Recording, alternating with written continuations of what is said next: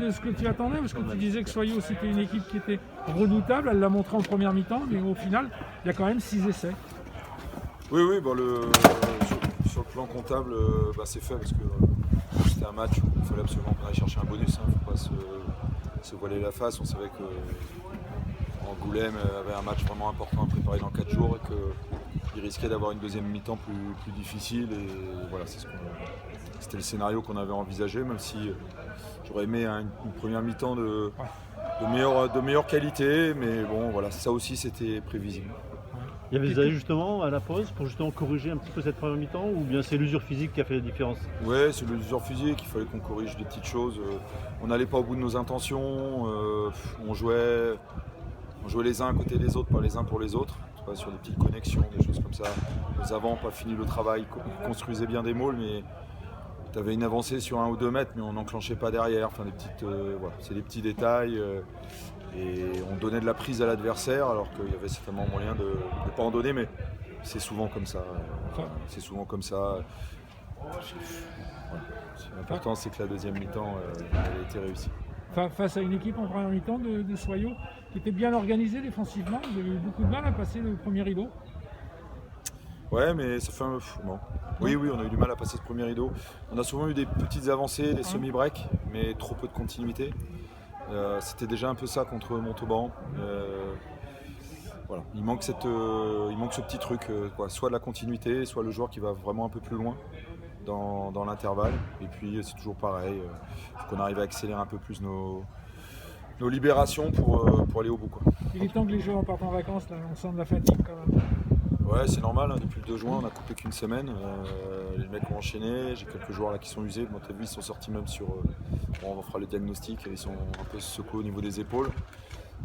C'est pas que le match il a tapé fort, c'est que les joueurs ils sont usés, c'est la répétition des chocs, des choses comme ça, et donc ça pèse un peu. Ouais.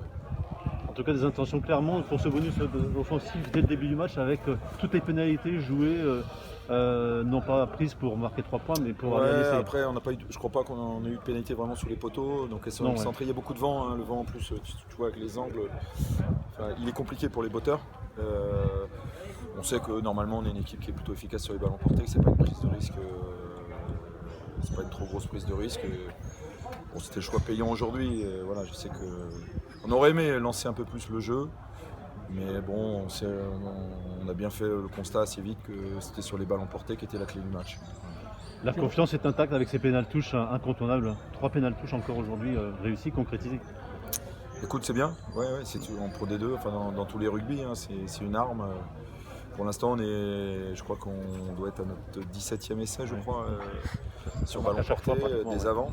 Enfin non, 15 et plus 2 en pick and go. Donc c'est 15 essais où les 3/4 ils touchent pas le ballon. C'est façon de jouer au rugby. C'est efficace en tout cas. Ouais, non, ça fait partie du jeu. Ah oui.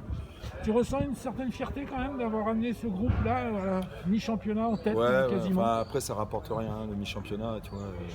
D'accord. Je pense qu'on aura des échéances. Oui, le maintien. On aura des échéances importantes. Le mois de janvier et le mois de février sont difficiles parce que d'abord le calendrier est difficile. Que ça sera la reprise janvier et puis tu sais bien que on a encore quelques joueurs blessés, Pierre Paget sera pas avec nous, Nick Abendanon non plus, Joe Edwards probablement pas, peut-être qu'aujourd'hui on a perdu Jérémy Abiven, donc c'est des petites bon voilà, on va checker ça demain tranquillement puis on verra.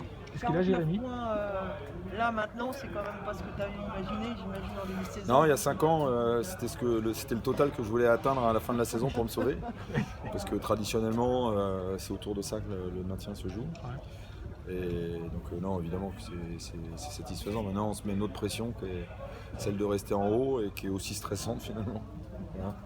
Justement, on a vu vos adversaires, on a l'impression qu'ils viennent pour battre, là c'était le Dauphin, mais vous avez un statut qui a changé quand même aux yeux. Ouais, bien sûr, mais en même temps, on n'a pas un statut inquiétant. Tu vois, je pense que dans la tête, c'est quand même plus facile d'aller gagner contre Vannes que contre Perpignan. Tu vois. Et c'est vrai. Et c'est vrai, voilà, on a encore une équipe qui peut être fragile par moment. On l'a montré sur la première mi-temps. C'est pas des scénarios que connaît Perpignan en général, quoi. Voilà, tu vois. Donc on reste à notre place. Notre lutte, c'est de rester dans les 4. Ça va être une lutte très difficile quand je vois la performance le match de Colomiers hier qui peut gagner à Montauban, et puis surtout la performance de Biarritz. Tu vois, ça sera difficile, mais bon, c'est un challenge excitant.